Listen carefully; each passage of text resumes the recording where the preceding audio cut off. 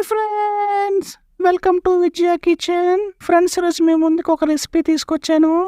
అదేంటంటే సందువా చేప ముక్కలు ములంకాడల కూర. ఫ్రెండ్స్, సింపుల్గా ఎలా చేయాలో ఈ రెసిపీ అనేది మీకు చూపిస్తాను.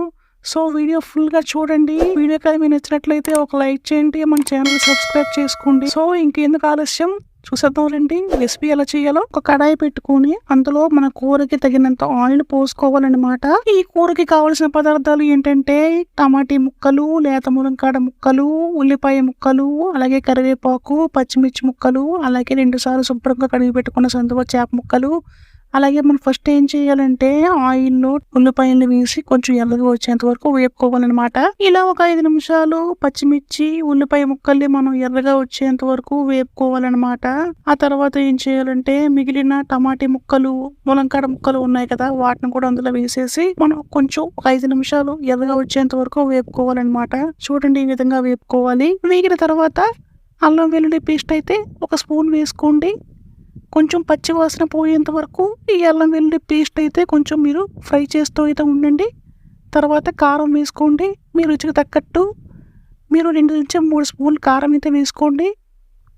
చూడండి ఈ విధంగా. తర్వాత ఏం చేస్తారంటే మీ రుచికి తగ్గట్లు, మీ టేస్ట్కి తగ్గట్టు ఒక 2 నుంచి 3 స్పూన్లు సాల్ట్ అయితే వేసుకోండి. వేసుకొని ఒక 3 నుంచి 5 నిమిషాలు దీన్ని కొంచెం అటు ఇటు తిప్పుతూ ఫ్రై చేస్తూ ఉండండి.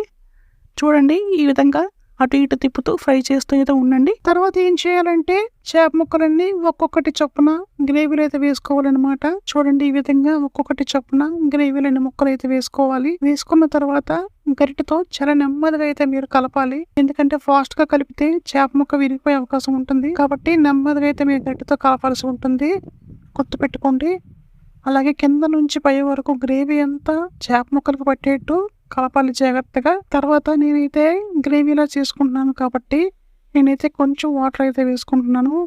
సో మీకు పులుసు టైప్ కావాలనుకుంటే చింతపండు రసం కొంచెం ఎక్కువ వేసుకుంటే చిక్కగా మీకు పులుసు టైప్ అయితే వస్తుంది. సో నాకైతే ఇలా ఈ వాటర్ సరిపోతుంది. ఇలా వేసుకున్న తర్వాత ఒక 5 నిమిషాలు కొంచెం మగ్గనివ్వాలి దగ్గరికి. చూడండి, ఒక 5 నిమిషాలు మగ్గనివ్వాలి. ఒక 5 నిమిషాలు మగ్గిన తర్వాత మీరు గరిటె పెట్టకుండా చేతితోనే మామూలుగా అటు ఇటు తిప్పుతూ కలుపుతూ ఉండండి. తర్వాత ఏం చేస్తారంటే ఒక 10 నిమిషాలు పైన మూత పెట్టేసుకొని ఒక 10 నిమిషాలు మంటని సిమ్లో పెట్టుకోండి. మంటని మొత్తం సిమ్లోనే ఉంచండి. సిమ్లో పెట్టుకొని ఒక 10 నిమిషాలు అయితే ఉంచండి. ఇలాగా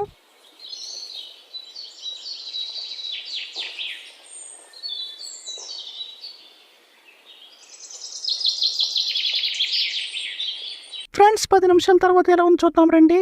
వా, పర్ఫెక్ట్ కుక్ అయిపోయిందండి. ఇంకా మనం దీన్ని తింపేసుకోవచ్చు. గ్రేవీలా కాబట్టి ఈ మాత్రం అయితే సరిపోద్ది.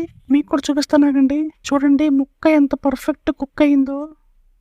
సరిపోద్ది, ఇంకా మనం ఇంకా దీన్ని తింపేసుకోవచ్చు. ఇప్పుడైతే నేను మా అబ్బాయికి అయితే టేస్ట్ చేయమని చెప్పాను.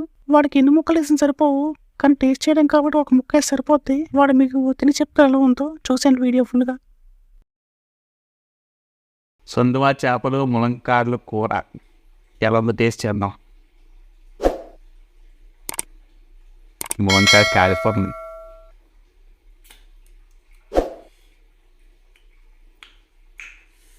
బాగా ఉడికింది గాయస్. ములంకాయ చాలా చక్కగా ఉడికింది.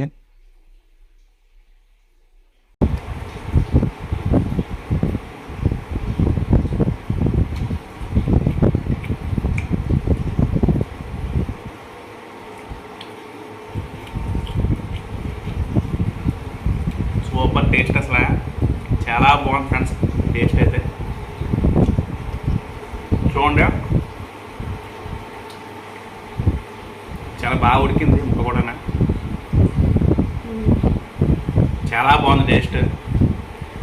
ఖచ్చితంగా మీరు కూడా ట్రై చేయండి. ఇప్పుడు ఛానల్ సబ్స్క్రైబ్ చేసుకోండి, Vijaya Kitchen. Bye bye guys, bye.